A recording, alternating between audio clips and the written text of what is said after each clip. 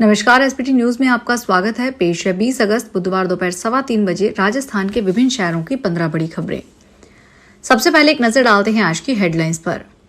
उपराष्ट्रपति चुनाव एनडीए उम्मीदवार राधाकृष्णन ने नॉमिनेशन भरा, मोदी पहले प्रस्तावक।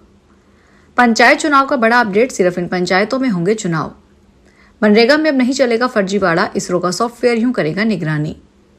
पानी में डूबा एयरपोर्ट, कई फ्लाइट कैंसिल, मुंबई से बारिश ने तोड़ दिया 100 साल का रिकॉर्ड। झुंझुनू में स्मार्ट मीटर के विरोध में बाजार स्कूल बंद, निजी बसों का भी चक्का जाम। और अब खबरें विस्तार से सुनिए। एनडीए के उपराष्ट्रपति पद के उम्मीदवार सीपी राधाकृष्णन ने नामांकन दाखिल कर दिया है। नामांकन के दौरान गृह मंत्री अमित शाह, रक्षा मंत्री राजनाथ सिंह और भाजपा अध्यक्ष जेपी नड्डा समेत कई नेता मौजूद थे। नॉमिनेशन से पहले राधाकृष्णन ने संसद परिसर में स्थित गांधी प्रतिमा पर फूल चढ़ाए। उपराष्ट्रपति चुनाव के लिए 9 सितंबर को वोटिंग होगी, उसी दिन काउंटिंग भी होगी। नामांकन दाखिल करने की आखिरी तारीख 21 अगस्त है। 25 अगस्त तक उम्मीदवारी वापस ली जा सकती है। राजस्थान में पंचायत और नगरीय निकाय चुनावों की तारीख का ऐलान होने को है। जयपुर में पीसी के दौरान राज्य निर्वाचन आयुक्त मधुकर गुप्ता ने बताया कि हाईकोर्ट के निर्देशों के बाद आयोग ने पूरी तैयारी कर ली है। इस बार चुनाव 11,000 से ज्यादा ग्राम पंचायत और 125 नगर निकायों में होंगे। आयोग का यह भी कहना है कि चुनाव प्रक्रिया समय पर और निष्पक्ष तरीके से पूरी होगी, ताकि लोकतांत्रिक अधिकारों का भी सम्मान किया जा सके। राजस्थान के किसी भी गांव में एक बार खुद चुके नाड़ी तालाब अब 5 साल से पहले दोबारा नहीं खुदेंगे।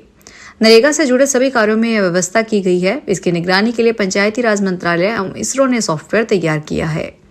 यह सॉफ्टवेयर मनमाने ढंग से भेजे गए प्रस्तावों की स्वीकृति रोक देगा। भारत सरकार की इस गाइडलाइन ने सरपंचों की नींद उड़ा दी है।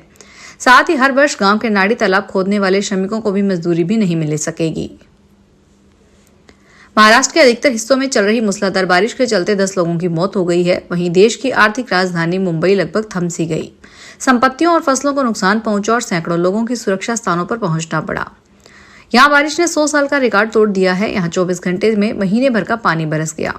छत्रपति शिवाजी महाराज अंतर्राष्ट्रीय हवाई अड्डे का रनवे नदियों में तब्दील हो गया। इसके चलते 250 से अधिक उड़ानें प्रभावित हुई है। रिपोर्ट्स के मुताबिक 12 से अधिक फ्लाइट्स को डाइवर्ट करना पड़ा, जबकि 90 आगमन उड़ानें देर से पहुंची।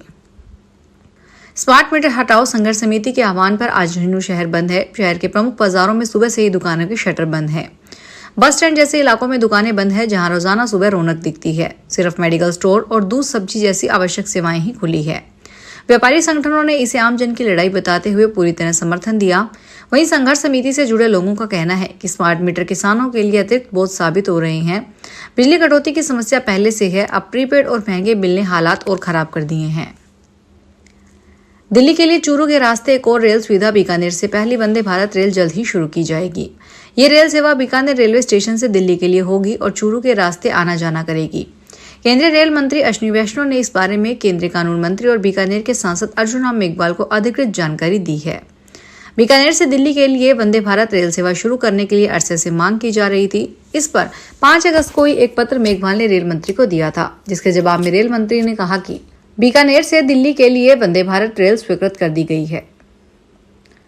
जैसलमेर के आर्मी एरिया से एक संदिग्ध को सुरक्षा एजेंसियों ने पकड़ा है। पकड़ा गया युवक जीवन खान निवासी जैसलमेर बताया जा रहा है। सूत्रों के अनुसार युवक पाकिस्तानी नंबरों से बातचीत करते हुए पकड़ा गया है। उसके मोबाइल से पाकिस्तान के नंबर मिले हैं। सुरक्षा एजेंसियां अब उसे संयुक्त जांच कमेटी को सौंपेगी, जहां सभी सुरक्षा एजेंसियों के अधिकारी संदिग्ध युवक से पूछताछ करेंगे। कोटा में फर्जी तरीके से केंद्रीय नारकोटिक्स ब्यूरो में एक इंस्पेक्टर और एक हवलदार के भर्ती होने का मामला सामने आया है। जब इन लोगों पर शक हुआ तो इनके फिंगरप्रिंट और फोटो चेक करवाए। मिलान नहीं होने पर दोनों को बर्खास्त किया गया। दोनों 2 साल तक फर्जी तरीके से नौकरी करते रहे। उप नारकोटिक्स आयुक्त नरेश बुंदेल ने बताया कि इसके बारे में शिकायत मिली थी, जिसकी जांच करवाई तो सारा मामला खुल गया। पूरी जांच रिपोर्ट मुख्यालय को भेज दी है। राजस्थान हाईकोर्ट ने जोधपुर नगर निगम की लापरवाही और शहर की बदहाल सफाई व्यवस्था पर अपना नाराजगी जताते हुए कड़ी फटकार लगाई है।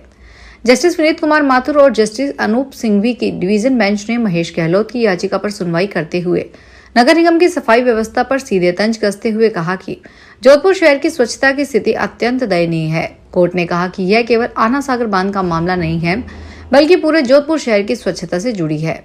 कोर्ट ने साफ शब्दों में कहा कि नगर निगम की लापरवाही भयावह है और अब कोई बहानेबाजी बर्दाश्त नहीं की जाएगी। मामले की अगली सुनवाई 16 सितंबर को की जाएगी। अयोध्या में राम जन्मभूमि परिसर स्थित परकोटा के 6 मंदिरों और परकोटा के बाहर के 7 मंदिरों तथा कुबेर टीला जैसे दर्शनीय स्थल बनकर तैयार हो गए हैं। वहीं आंतरिक मार्ग तैयार न होने से श्रद्धालु इन स्थानों पर नहीं पहुंच पा रहे हैं। श्रद्धालुओं को अधिक प्रतीक्षा नहीं करनी होगी और 15 अक्टूबर से वह रामलला के साथ इन मंदिरों में विराजे देवताओं के भी दर्शन कर सकेंगे। यह जानकारी राम जन्मभूमि तीर्थ क्षेत्र ट्रस्ट के महासचिव चंपत राय ने दी है। रणथंभौर टाइगर रिजर्व में सफारी के समय में बदलाव किया गया है। वन विभाग की ओर से इस संबंध में आदेश जारी कर दिए गए हैं। रणथंभौर टाइगर रिजर्व के CCF अनूप KR के आदेश जारी किए हैं, जिसके अनुसार आज 20 अगस्त बुधवार से नई टाइम टेबल लागू होगा। अब सुबह की सफारी का समय सुबह 6 से 9:30 बजे तक तय कर दिया गया है, जबकि दोपहर की सफारी का समय दोपहर 3 से शाम 6:30 बजे तक रहेगी। हिमाचल प्रदेश के कुल्लू, मंडी और शिमला में बीती रात से जारी बारिश के कारण भारी नुकसान हुआ है। किन्नौर में किन्नर कैलाश यात्रा पर गए एक श्रद्धालु की पत्थर लगने से मौत हो गई। वहीं किन्नर कैलाश यात्रा को 11 दिन पहले ही स्थगित कर दिया गया है। शिमला के रामचंद्रा चौक के पास भी 3 सरकारी आवास लैंडस्लाइड की चपेट में आ गए। इसके बाद प्रशासन ने रात में 35 से 40 लोगों को सुरक्षित दूसरी जगह पर पहुंचाया। छोटा शिमला के रिजेंसी होटल के पास देवदार का बड़ा पेड़ घर की छत पर गिर गया। गुजरात के सूरत शहर में 32 करोड़ के हीरा चोरी केस का पुलिस ने पर्दाफाश कर दिया। इस मामले में मुख्य आरोपी कंपनी का मालिक ही निकला। मालिक ने बीमा की रकम हड़पने के लिए पूरी साजिश रच ली थी। साजिश में आरोपी ने अपने दोनों बेटों, ड्राइवर और उसके 2 साथियों को शामिल किया था। पुलिस और क्राइम ब्रांच ने मिलकर इस बड़े फर्जीवाड़े का भंडाफोड़ किया है। कापोद्रा पुलिस से मिली जानकारी के मुताबिक DK and sons diamond company के मालिक देवेंद्र कुमार चौधरी ने पूछताछ में बताया कि उस पर कर्ज बढ़ गया है। इसी के चलते उसने इस साजिश को अंजाम दिया। चोरी के लिए ड्राइवर और उसके 2 साथियों को 10 लाख रुपए देने में डील हुई थी। मनोहरपुर दौसा नेशनल हाईवे 148 अब 4 लेन बनेगा। इसे लेकर 2 लेन से 4 लेन बनाने की DPR का कार्य शुरू होगा। इस संबंध में राष्ट्रीय राजमार्ग प्राधिकरण ने आदेश जारी किए हैं। गौरतलब है कि इस साल 8 माह में यहां 55 सड़क हादसों में 56 लोगों की मौत हो चुकी है। गत दिनों सैंदल थाना क्षेत्र के अंतर्गत बासड़ी बाईपास पुलिया के समीप हुए सड़क हादसे में पिकअप सवार 7 बच्चों सहित 11 जनों की मौत के बाद 4 लेन की मांग तेज हुई थी।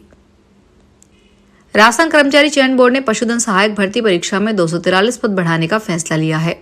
इसके बाद प्रदेश में कुल 2783 पदों पर पशुधन सहायकों की भर्ती की जाएगी। कर्मचारी चयन बोर्ड द्वारा भर्ती परीक्षा के आंसर की जारी करने के बाद फाइनल रिजल्ट से पहले संशोधित विज्ञप्ति जारी की जाएगी।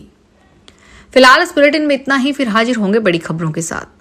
अगर आप भी अपने आसपास की छोटी बड़ी और महत्वपूर्ण खबरों से अपडेट रहना चाहते हैं तो सब्सक्राइब कीजिए हमारे चैनल SBT न्यूज को और प्रेस कीजिए बेल आइकन पर।